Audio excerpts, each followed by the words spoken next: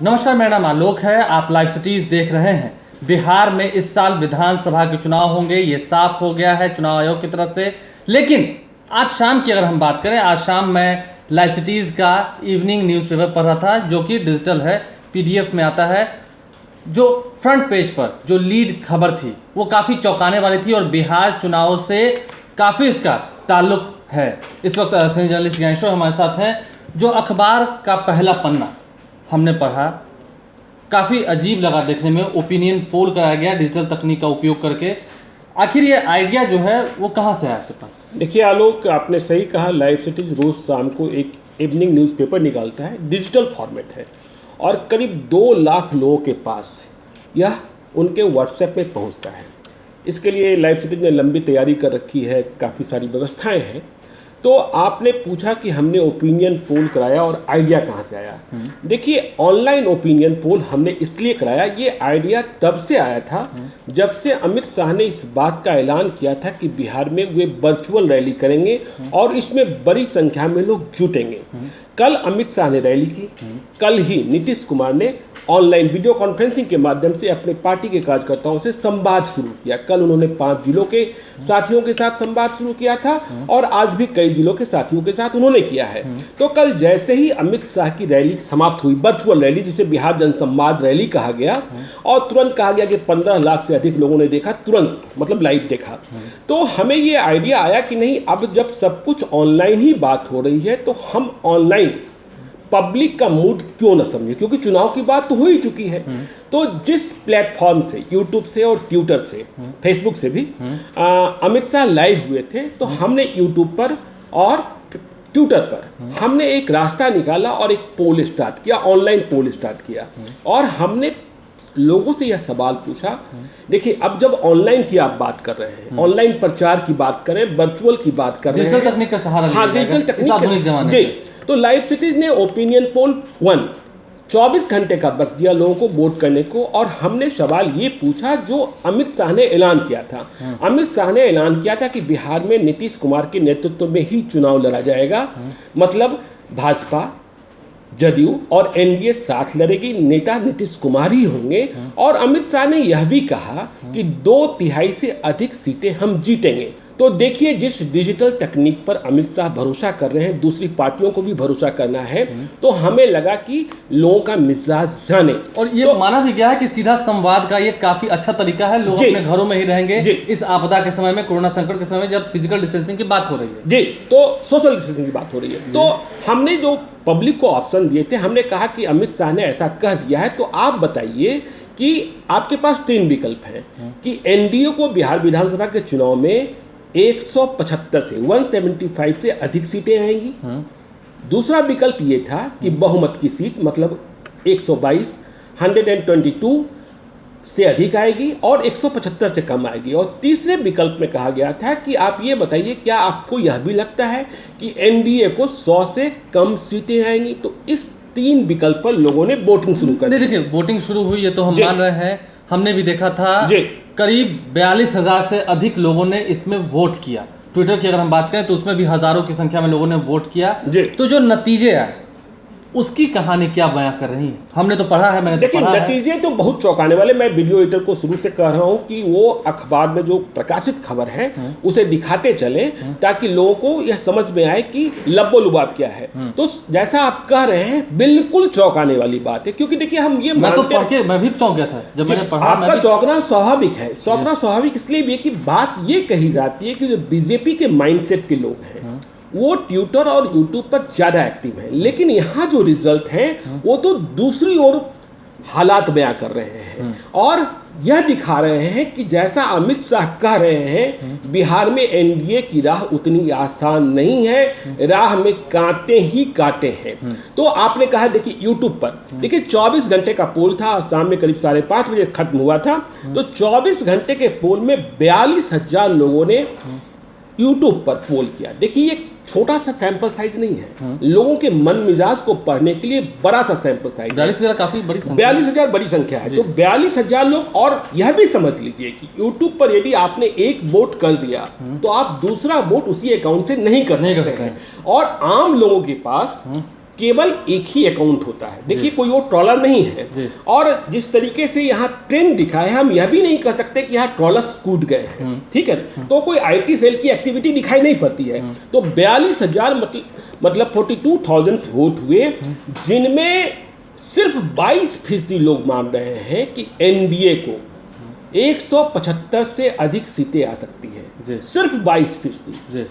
और मात्र 7% लोग ऐसा हैं जो यह कहते हैं कि एनडीए को, मतलब भाजपा, जदयू और लोजपा को 122 से अधिक और 175 से कम सीटें आएंगी। लेकिन जो चौंकाने वाली खबर है, जो चौंकाने वाला रिजल्ट है, वो ये कह रहा है कि 71% लोग इसके लिए वोट किए हैं कि बिहार में एनडीए को 100 से भी कम सीटें आने जा रही है, मतलब बहुमत से दूर चले जाएंगे, सरकार नहीं बनेगी। यानी कि तो ये चौंकाने वाली बात है। नीतीश कुमार के नेतृत्व में चुनाव लड़ेगी एनडीए, तब भी नतीजा कुछ ऐसा आ सकता है, ऐसा इशारा किया है।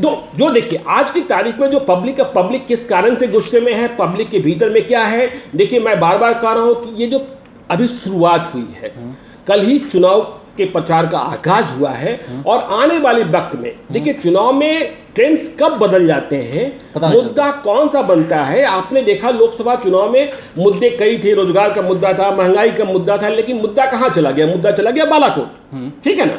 तो वो मुद्दा चला गया पुलवामा। तो इसलिए देखिए आज की तारीख में भी हम कहेंगे तो 71% लोग, जो 42,000 लोगों ने वोट किए हैं, वो कह रहे हैं कि एनडीए को बिहार में 100 से भी कम सीटें आएंगी। और यदि हम ट्विटर की बात कर लें, देखिए ट्विटर पर वोट कम आए हैं थोड़े, लेकिन जो भी ट्विटर पर वोट आए हैं उसमें 67.7%, 67.7% लोगों ने माना कि एनडीए को 100 से कम सीटें आएंगी। मतलब यहां भी देखिए ट्विटर पर थोड़े एलिट क्लास के लोग रहते हैं, तो ट्विटर पर भी जो एक्टिव लोग हैं उनमें 67.7% लोग कह रहे हैं, 67.7% लोग कि एनडीए को बिहार में 100 से कम सीटें आएंगी, मतलब बहुमत नहीं मिलेगा। जिस तरीके से और देखिए पूरे रिजल्ट की बात कर लें, 10.8% लोग कह रहे हैं कि 122 से अधिक सीटें आएंगी, 175 से कम होगी, और 21.5% लोगों ने माना कि 175 से भी अधिक सीटें आएंगी, जैसा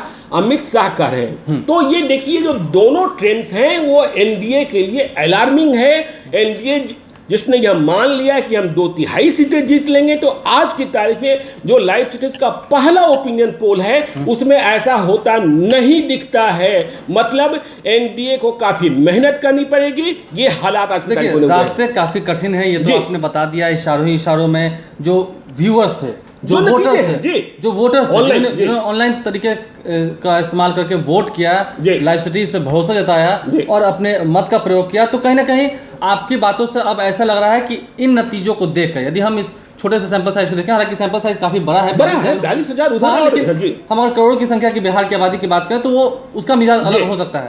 लेकिन आपके बातों के हिसाब से तो ये समझा जा सकता है कि विपक्ष को इससे मजबूती मिलेगी, या विपक्ष जो है मजबूत होगा तो जो इलेक्शन है वो काफी टफ होगा। तो ये क्या बयां कर रहा है, जो नतीजा है, किस तरीके से हम समझे इसको, विपक्ष को क्या मजबूती मिल रही है? देखिए इसका मतलब तो ये है कि आज की तारीख में एंटी इनकम्बेंसी फैक्टर दिख रहा है।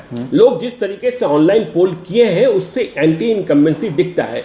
लेकिन बात जो आपने विपक्ष की देखिए अब ये सवाल पैदा होता है कि विपक्ष कितनी मजबूती से एनडीए के खिलाफ चुनाव लड़ता है, क्योंकि देखिए ट्रेंड्स तब बदल जाते हैं जब विपक्ष बिखरा हुआ होता है, विपक्ष के चेहरे पर भरोसा नहीं होता है।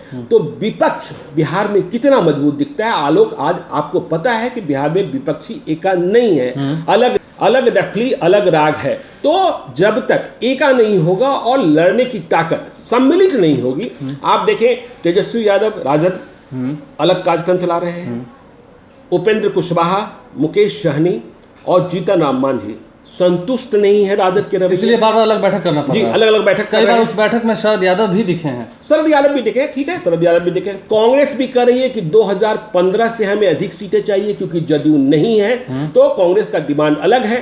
तो ये जो सारी पेचीदगियां हैं, ये जो कुश्ती है महागठबंधन के भीतर, यदि इन्होंने नहीं सुलझाया तो जो ट्रेंड्स हैं वो बदलेंगे। विपक्ष में बिखराव जो है एनडीए को मजबूती प्रदान करेगा, और आज की तारीख में जो एंटी इनकम्बेंसी का जो परसेंटेज दिखाई पड़ रहा है वो आलोक कम हो जाएगा। तो विपक्ष की ताकत कितनी मजबूत होती है, तेजस्वी यादव कितनी तेजी से उभरते हैं, कांग्रेस कितना साथ रहती है, दूसरे सहयोगी दल कितने मजबूती से चुनाव लड़ते हैं, और इन्हीं फैक्टर्स में एक बात और ध्यान देना पड़ेगा। मैं इधर लगातार एक ट्रेंड्स देख रहा हूं कि आप चाहे कोई भी वीडियो पब्लिश कर दीजिए, कोई भी खबर पब्लिश कर दीजिए जो राजनीतिक ताल्लुकात रखते हैं, उनके कमेंट बॉक्स में यदि जिक्र नहीं भी है तो पप्पू यादव का जिक्र आ जा रहा है। पप्पू यादव का जिक्र पप्पू यादव की सेवा के कारण आ रहा है। वोट में वो कितना बदल पाएंगे मैं नहीं जानता, लेकिन हाँ वे टॉक ऑफ द टाउन है, उनके बारे में लोग चर्चा कर रहे हैं। पप्पू यादव ने भी, आपको पता है कि बिहार बचा लो मौका है, एक मूवमेंट शुरू किया है। वे आज की तारीख में विपक्ष में खड़े दिखाई पड़ रहे हैं। तो विपक्ष को यह भी देखना होगा कि पप्पू किधर रहते हैं, कितना प्रतिशत नफा पहुंचाते हैं, कितना प्रतिशत नुकसान पहुंचाते हैं। देखिए, अगर आप बिखराव की बातें कर रहे हैं तो यदि हम आखिरी सवाल लेने से पहले आपसे ये सवाल भी लेना जरूरी समझेंगे कि यदि आप कर रहे हैं बिखराव की बातें, यदि महागठबंधन एक रहता है और भी जो अन्य दलों की बात हो रही है, कई सारे जो नेता कह रहे थे उन्हें भी साथ लाना है, तो यदि ऐसा हो पाता है तो फिर दिक्कत खड़ी हो सकती है। नहीं, दिक्कत खड़ी, मैंने आपको फिर से कहा है, देखिए ट्रेंड्स कब बदल जाते हैं, अभी बहुत कुछ होना। मैंने आपको लोकसभा चुनाव समझाया ना 2019 का कि रोजगार मुद्दा था, महंगाई मुद्दा था, अन्य मुद्दे थे, लेकिन ऐसा कुछ हुआ कि चुनाव पुलवामा पर हो गया, चुनाव बालाकोट पर हो गया। तो बिहार में मुद्दा क्या आता है, अभी देखिए प्रवासी मजदूर लौटे हैं, कोरोना की लड़ाई है, एंटी इनकम्बेंसी भी है, गुस्सा है, लेकिन बीजेपी बहुत होशियार पार्टी है और नीतीश कुमार राजनीतिक के चाणक्य माने जाते हैं। तो ये कहां किस करवट राजनीति को ले जाएंगे ये समझने की बात है। चलिए चलते आपसे एक आखिरी सवाल लेते हैं। ओपिनियन पोल की बातें आपने की, ओपिनियन पोल आपने करवाया, इसका जो हम कह सकते हैं आगे, आपने कहा ओपिनियन पोल पार्ट 1 जी, आगे ये ओपिनियन पोल 1 ही है। आलोक अभी कई और ओपिनियन पोल्स आएंगे, हम बिल्कुल माइक्रो लेवल पर कराएंगे, और वो ओपिनियन पोल जो कई चरणों में होगा और इंटरवल्स में कई बार होंगे, जब विपक्ष का चेहरा, जैसे देखिए एनडीए ने कह दिया, नीतीश कुमार के बारे में कह दिया अमित शाह ने कि नीतीश कुमार ही चेहरा होंगे। विपक्ष अब भी सभी लोग मिलकर यह नहीं कह रहे हैं कि तेजस्वी यादव ही चेहरा होंगे। तो जब चेहरे की बात साफ साफ हो जाएगी तो हम दोनों को फिर आमने सामने करेंगे। तब ओपिनियन पोल में हम पब्लिक से यह पूछेंगे कि आप नीतीश कुमार पर भरोसा करेंगे कि विपक्ष के इस नेता पर भरोसा करेंगे। यदि विपक्ष में बिखराव होगा तो हम तीसरा विकल्प ही देंगे। तो इसलिए वो जो ओपिनियन पोल्स होंगे वो ज्यादा महत्वपूर्ण आगे और भी ओपिनियन पोल्स हैं। आलोक इतना ही नहीं, देखिए जो लाइव स्टेज की तैयारी है, हम माइक्रो की जो बात कर रहे हैं, समझे, माइक्रो ओपिनियन पोल की बात कर रहे हैं। हम सारे जिले में 10-10 हजार लोगों के व्हाट्सएप ग्रुप्स क्रिएट कराए हैं। हम विधानसभा के स्तर पर व्हाट्सएप ग्रुप क्रिएट करा रहे हैं। हम वहां भी पोल कराएंगे।